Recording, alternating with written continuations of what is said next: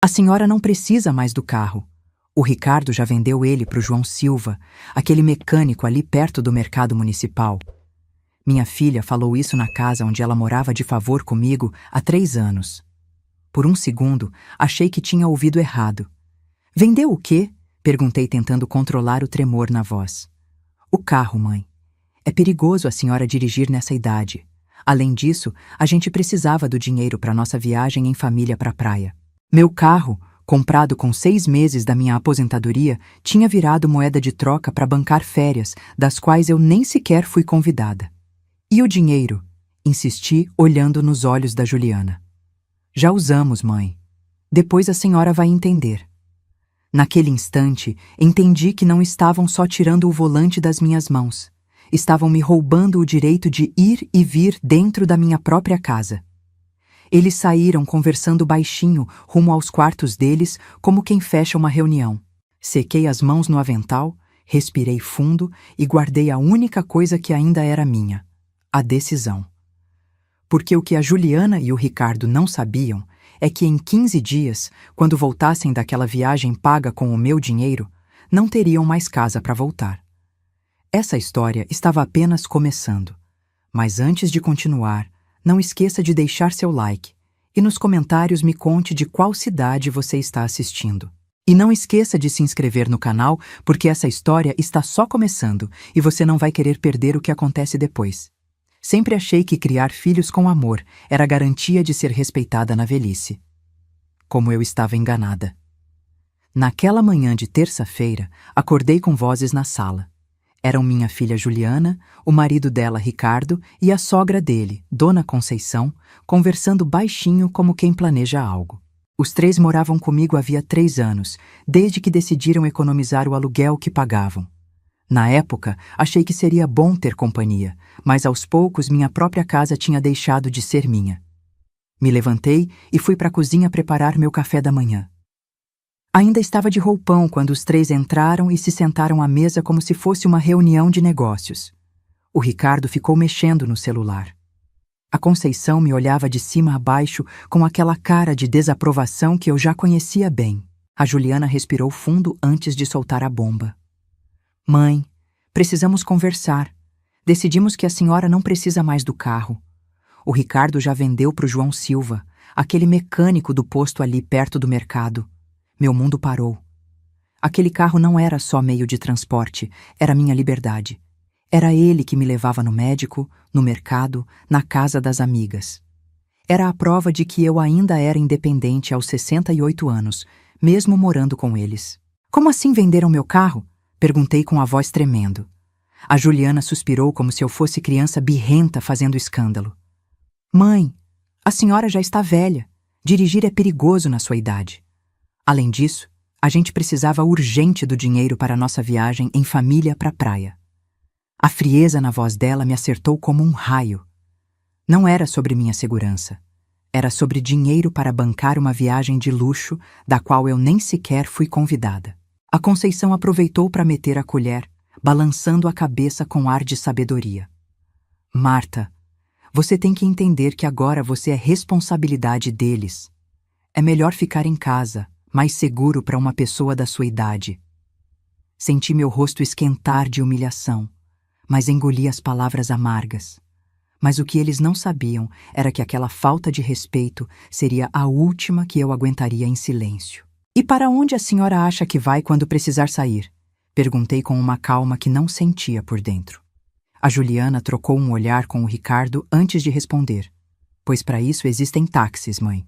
Ou pode pedir entrega em casa. O seu Antônio do mercado já sabe que pode trazer as compras aqui. Está tudo resolvido. Está tudo resolvido. Como se minha vida fosse um problema que eles tinham solucionado por mim. Como se minha autonomia fosse algo opcional. E o pior é que isso estava acontecendo dentro da minha própria casa, a casa que eu tinha comprado com meu suor, onde eles moravam de favor. O dinheiro do carro a gente já usou para adiantar o hotel, continuou o Ricardo sem levantar a vista do celular. Era uma boa oportunidade, Dona Marta. O carro já estava meio velho e ia dar problema. Velho como eu, como tudo que representava estorvo para os planos deles. Meu carro tinha apenas 5 anos e eu mantinha ele impecável. Todo mês levava no mecânico religiosamente, pagando com minha própria aposentadoria. E quanto o João Silva pagou pelo meu carro? Perguntei, enfatizando que era meu. A Juliana desviou o olhar. Isso não importa, mãe. O importante é que a senhora não precisa mais se preocupar com gastos de manutenção, de gasolina, de seguro. A gente cuida de tudo. Cuidavam de tudo, incluindo decidir sobre minha vida sem me consultar. E faziam isso morando na minha casa, usando minha energia elétrica, comendo minha comida. A Conceição se levantou e foi até a janela da minha cozinha, observando meu jardim como se estivesse avaliando uma propriedade. Olha, Marta, na nossa idade a gente tem que ser prática. Eu também parei de dirigir quando fiz 65. É o mais sensato. A diferença, Conceição, pensei, é que ninguém tirou seu carro sem perguntar. Você decidiu. A mim impuseram. E você nem ao menos mora aqui. Além disso, mãe, disse a Juliana se levantando da mesa. Já falei com a doutora Garcia do posto de saúde. Ela concorda que pessoas da sua idade não deveriam dirigir. É pela sua própria segurança. Então, além de tudo, tinham estado falando de mim com estranhos, planejando minha vida pelas minhas costas, como se eu fosse criança incapaz de tomar decisões. Tudo isso acontecendo debaixo do meu próprio teto. O celular do Ricardo tocou, e ele atendeu sem pedir licença, falando animado sobre os planos da viagem. Reservas de hotel, horários de voo, atividades na praia. Uma conversa da qual eu estava completamente excluída. A Juliana começou a guardar na bolsa os papéis do carro que tinha trazido do quarto deles para me mostrar, como se fossem prova de que estava tudo em ordem. A que horas vocês viajam? Perguntei com uma voz mais calma do que me sentia. O voo sai amanhã cedo, respondeu a Juliana. A gente vai ficar fora 2 semanas. Mãe, aproveita para descansar. Vai ver que sem a preocupação do carro, a senhora fica mais tranquila. Mais tranquila. Prisioneira na própria casa que era minha, dependendo da bondade de estranhos para cada necessidade básica, enquanto eles iam e vinham livremente. Sem a liberdade que tinha conquistado depois de anos de sacrifício para manter essa casa que agora abrigava quem me desrespeitava. A Conceição se aproximou e colocou a mão no meu ombro, com um sorriso que fingia ser maternal. Marta, querida, confia nos seus filhos. Eles sabem o que é melhor para você. Como a Conceição sabe o que é melhor para a senhora também, respondi com um sorriso que não chegou nos meus olhos. Por isso vai junto na viagem que compraram com o meu dinheiro. O sorriso dela vacilou, mas a Juliana interveio rápido. Mãe, não começa com esses comentários. A Conceição é família. Família que morava aqui de graça, comia da minha comida e agora viajava com o dinheiro do meu carro roubado. Me sentei no meu sofá favorito, aquele que tinha comprado quando a Juliana e o Ricardo casaram, depois de ter dado quase tudo para eles começarem a vida de casados. Foi então que vi sobre a mesinha de centro um envelope com meu nome que não tinha notado antes. Eles tinham deixado ali como quem deixa mesada para criança. Abri com as mãos tremendo e encontrei 5 notas de R$100. R$500. O preço da minha liberdade, segundo eles. Como se dinheiro compensasse o roubo da minha autonomia. Peguei as notas e contei uma por uma. R$500 por um carro que tinha comprado com 6 meses da minha aposentadoria. R$500 por anos de pagamento de seguro que nunca usei. R$500 pela independência que tinha construído centavo a centavo depois de ficar viúva. O telefone tocou interrompendo meus pensamentos. Era minha comadre Teresa Oliveira. Marta, como você está? Não te vi na missa nos últimos domingos. A Teresa era minha amiga desde que nossos filhos eram pequenos. Tinha passado por situações parecidas com a nora dela. Teresa, disse com a voz embargada. Você pode vir aqui um pouquinho? Preciso conversar com você. 30 minutos depois, a Teresa estava sentada na minha cozinha, ouvindo tudo o que tinha acontecido naquela manhã. O rosto dela foi endurecendo com cada detalhe que eu contava. Quando terminei, ela ficou em silêncio por um momento longo antes de falar. Marta, querida, isso não está certo. Isso não é normal. Vender as coisas de uma pessoa sem permissão é roubo. mesmo que sejam seus filhos. Mas Teresa, falei limpando as lágrimas que finalmente tinham começado a cair. É minha filha. A Juliana é minha única filha. Não posso brigar com ela. A Teresa pegou minhas mãos com firmeza. Marta, e você? Você não é uma pessoa com direitos? Você não é uma mulher que trabalhou a vida inteira para ter o que tem? Ela tinha razão. Durante 40 anos tinha trabalhado como secretária na prefeitura. Tinha economizado cada centavo. Tinha feito sacrifícios enormes para dar para Juliana tudo o que ela precisava. Tinha pagado os estudos dela, o casamento, tinha ajudado com a entrada da casa. E esse era meu pagamento. Sabe o que eu acho, Marta? Continuou a Teresa. Acho que eles contavam que você ia ficar calada, que ia aceitar tudo sem reclamar, como sempre fez. Mas eu te conheço há 30 anos e sei que a Marta que conheci não se deixava pisar assim. A Teresa tinha razão. A Marta que tinha criado a Juliana sozinha, depois que o pai dela nos abandonou quando ela tinha 12 anos, essa Marta não teria ficado calada.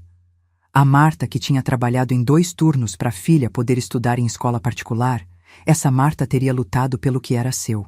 Mas, Teresa, o que eu posso fazer? Já venderam o carro, o dinheiro já gastaram.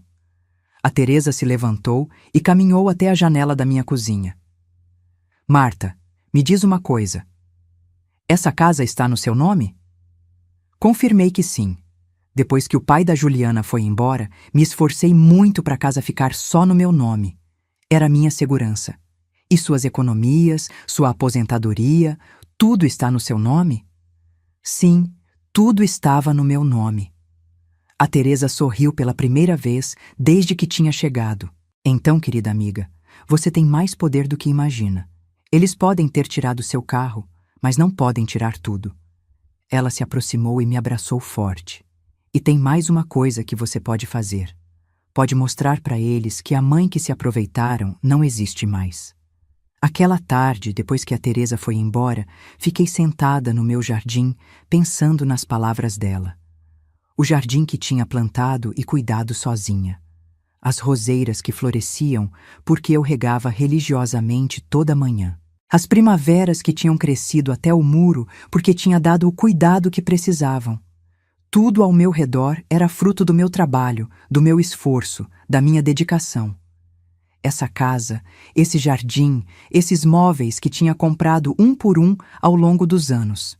Por que permitia que outros decidissem sobre minha vida como se eu não tivesse valor? Aquela noite, enquanto a Juliana e o Ricardo festejavam em algum restaurante caro, preparando a viagem de prazer com o dinheiro do meu carro, me sentei para fazer uma lista. Uma lista de todas as vezes que tinha cedido, que tinha permitido que minha opinião não contasse, que tinha aceitado ser tratada como um móvel da casa.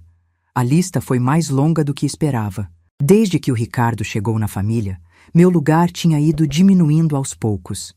Primeiro foram coisas pequenas. Mãe, melhor não chamar suas amigas no domingo. O Ricardo está cansado e precisa descansar. Depois foram coisas maiores. Mãe, não faz mais essa comida. O Ricardo não gosta de pimenta. E, finalmente, decisões sobre minha própria vida. Mãe, não sai tanto, pode ser perigoso. Tudo tinha sido um processo gradual para me acostumar a ter menos voz, menos voto, menos importância na minha própria vida. E eu tinha permitido cada passo dessa degradação porque achei que era amor, porque achei que ceder era o que mães boas faziam. Mas aquela noite, olhando minha lista embaixo da luz da sala, entendi algo que me encheu de uma clareza estranha. Não era amor que eles sentiam por mim, era conveniência. Eu era útil quando precisavam que cuidasse da casa, quando precisavam empréstimo de dinheiro, quando precisavam favores.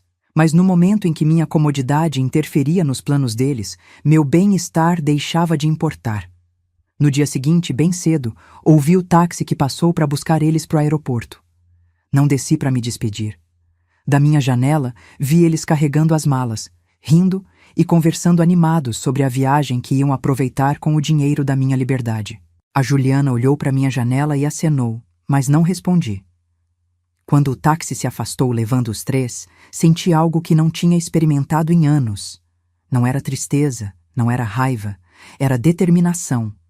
uma determinação fria e clara que nascia do fundo do meu ser. A Teresa tinha razão.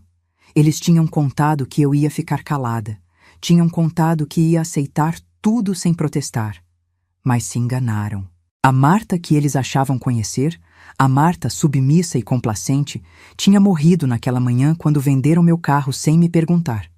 A Marta que acordou era diferente. Era uma mulher que não tinha mais nada a perder porque já tinham tirado o mais importante, o respeito. Me vesti com minha melhor roupa e chamei um táxi. Tinha muitas coisas para fazer e 15 dias para fazer elas. 15 dias enquanto eles aproveitavam meu dinheiro para mostrar que a mãe que tinham subestimado não existia mais. E quando voltassem da viagem de prazer, iam se encontrar com uma Marta completamente nova. Uma Marta que tinha recuperado o controle da própria vida. Enquanto esperava o táxi, peguei os R$ 500 que tinham deixado sobre a mesa e guardei na bolsa. Seria o último dinheiro que aceitaria deles, porque ia mostrar que Marta Silva não precisava da caridade condescendente deles para viver com dignidade. O táxi me deixou no centro de Belo Horizonte e pela primeira vez em anos me senti estranha caminhando pelas ruas que conhecia de memória. Tudo parecia diferente quando você tinha que depender de outros para chegar nos lugares que antes visitava com total liberdade. Cada passo me lembrava do que tinha perdido, mas também me enchia de uma determinação que crescia a cada quarteirão. Minha primeira parada foi no banco. Precisava saber exatamente quanto dinheiro tinha disponível e quais eram minhas opções. Durante todos esses anos trabalhando e economizando, nunca tinha pensado em usar meus recursos como arma, mas as circunstâncias tinham mudado. A moça que me atendeu, Carla, foi muito simpática e me explicou direitinho o estado das minhas contas. Dona Marta, vejo que a senhora tem uma poupança bem saudável, ela disse, olhando na tela do computador. Também tem um certificado de depósito que vence mês que vem. Os números que ela mostrou me surpreenderam. Durante anos, tinha depositado religiosamente uma parte da minha aposentadoria e, com os juros acumulados, tinha mais dinheiro do que lembrava. Carla, perguntei, se eu quisesse fazer algumas mudanças importantes na minha vida, esse dinheiro seria suficiente? Ela sorriu com compreensão. Dona Marta, com essa quantia a senhora poderia viver confortavelmente durante muitos anos, principalmente se tomar decisões inteligentes. Saí do banco com uma cópia dos meus extratos e uma sensação de poder que não tinha experimentado em muito tempo. Caminhei até o escritório do Dr. Paulo Santos, um advogado que tinha conhecido anos atrás quando tive que fazer uns trâmites depois da morte do meu marido. A secretária me reconheceu na hora. Dona Marta, que prazer vê-la. O doutor pode atendê-la em alguns minutos.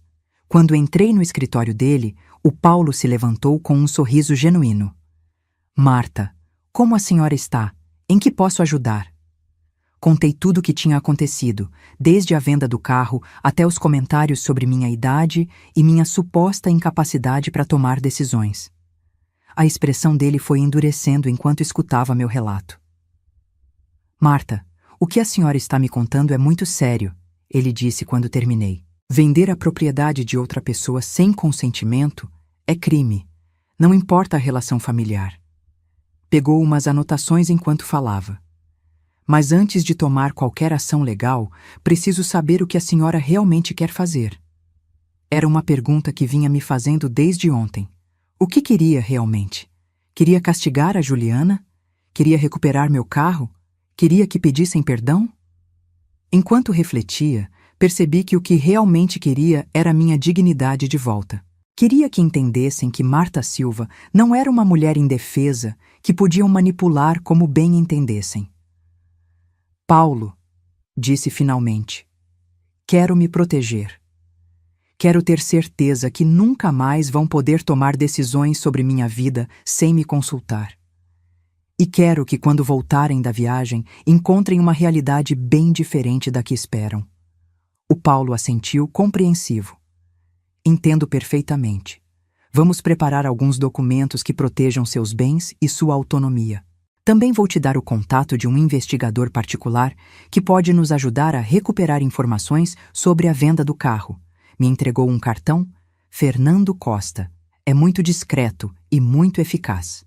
Saí do escritório do advogado com uma pasta cheia de documentos e um plano claro na mente. Minha próxima parada seria com o tal Fernando Costa. Era um homem de uns 50 anos, com uma presença tranquila, mas firme, que me inspirou confiança imediatamente. Dona Marta, ele disse depois de ouvir minha história, casos como o da senhora são mais comuns do que imagina.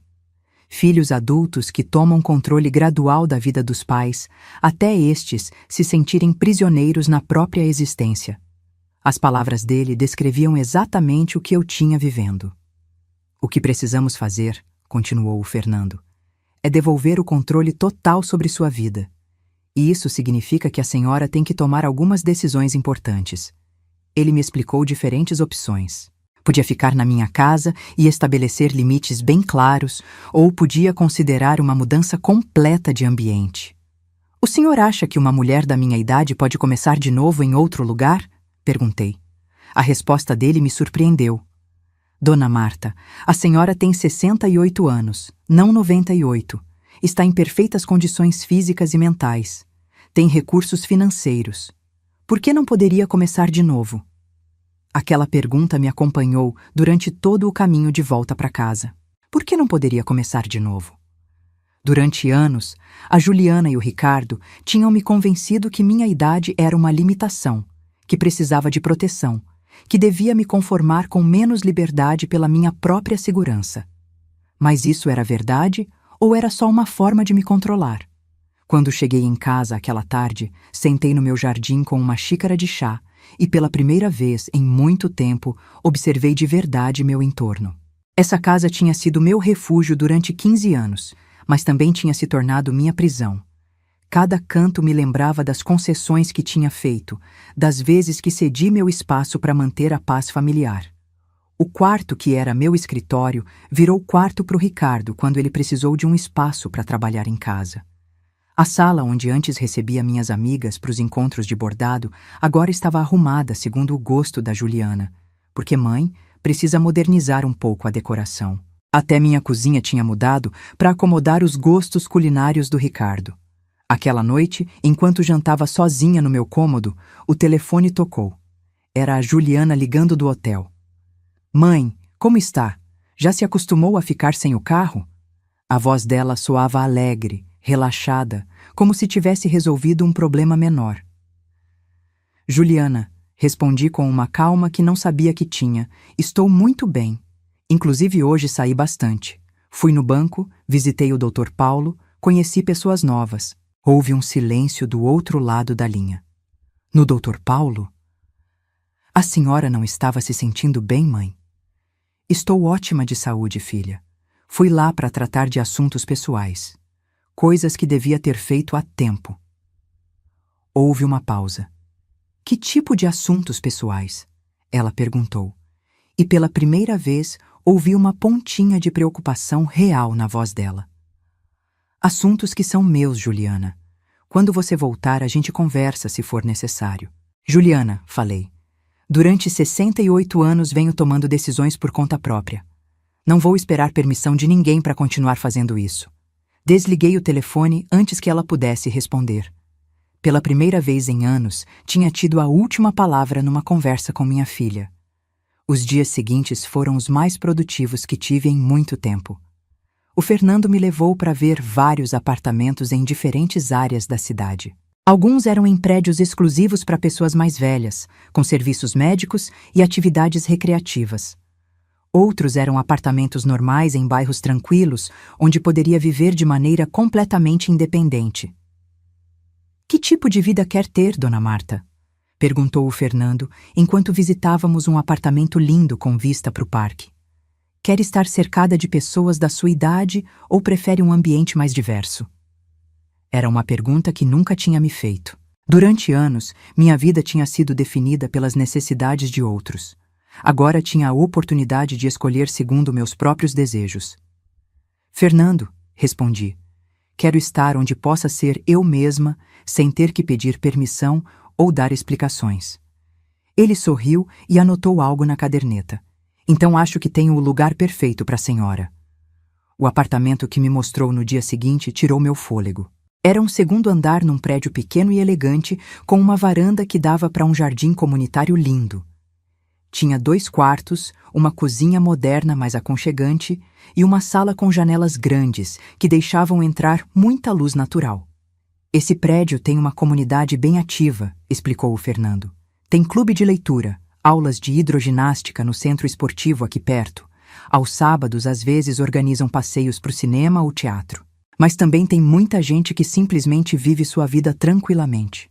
O mais importante era que ficava só a 20 minutos do centro da cidade, mas num bairro completamente diferente do meu. Quanto custa? Perguntei, embora já tivesse decidido que queria morar ali.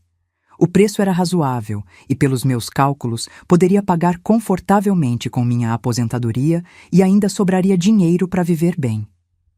Quando poderia me mudar? O Fernando revisou uns papéis. Se a senhora quiser, podemos ter tudo pronto em 1 semana. 1 semana.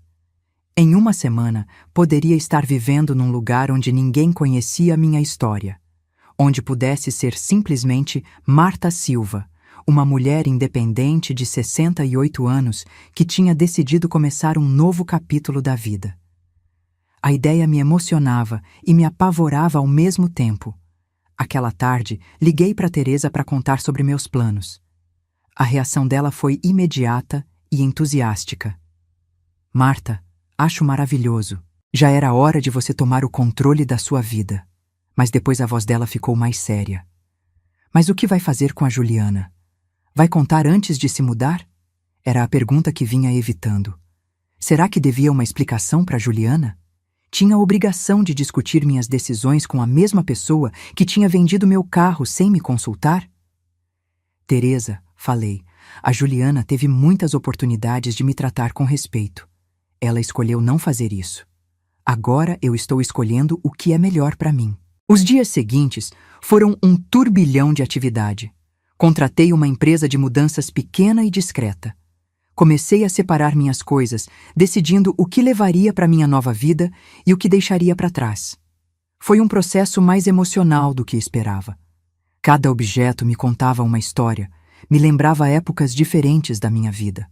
As fotos de quando a Juliana era pequena, quando éramos felizes juntas, só nós duas depois que o pai dela foi embora. Os livros que tinha colecionado durante anos, trabalhando na biblioteca municipal antes de mudar para a prefeitura. Os pratos que tinha comprado para os jantares em família que achei que teríamos quando a Juliana casasse e trouxesse netos para casa. Tudo tinha mudado tão aos poucos que não percebi exatamente quando deixei de ser dona da minha própria vida para me tornar uma convidada tolerada na minha própria casa.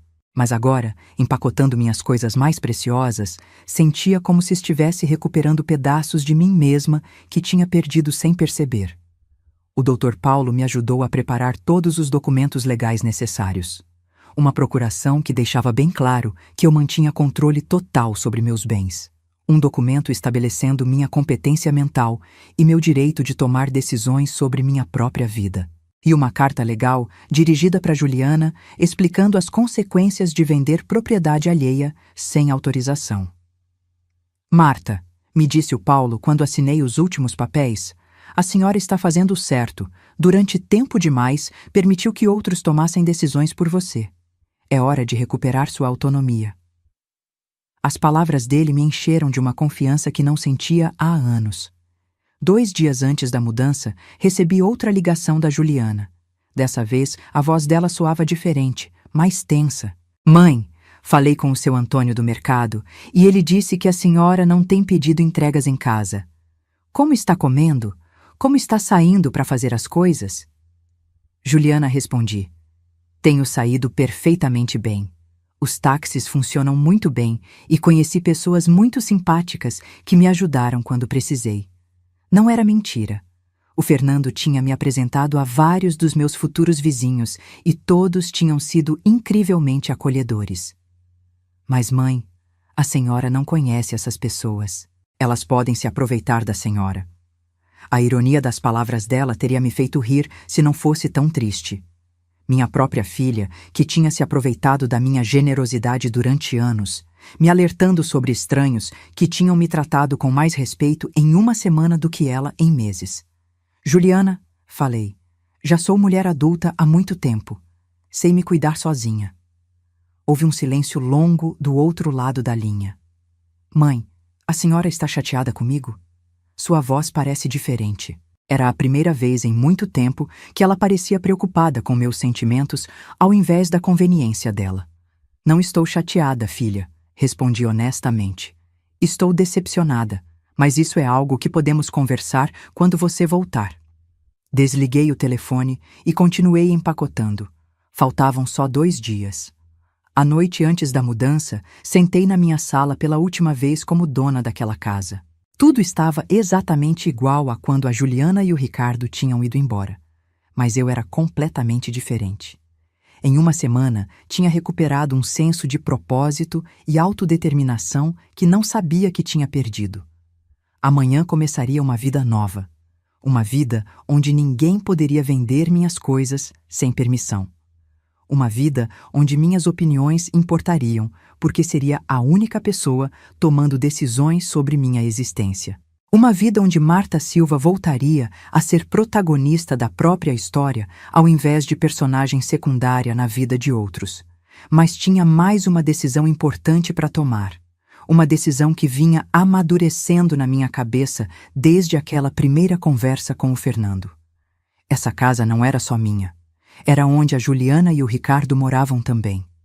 Eles tinham se mudado para cá 3 anos atrás dizendo que era para me fazer companhia. Mas na verdade foi para economizar o aluguel que pagavam. A casa estava no meu nome. Sempre esteve. E eu tinha todo o direito de fazer com ela o que quisesse. Peguei o telefone e liguei para o Fernando. Fernando, falei, além do apartamento para mim, quero que coloque essa casa à venda também. Quero vender ela o mais rápido possível. O silêncio do outro lado foi breve. Dona Marta, a senhora tem certeza? Isso vai deixar sua filha e seu genro sem lugar para morar. Tenho absoluta certeza, respondi. Eles venderam minha liberdade sem me consultar. Agora vou vender a casa onde eles moram, também sem consultar. A diferença é que essa casa é minha de verdade.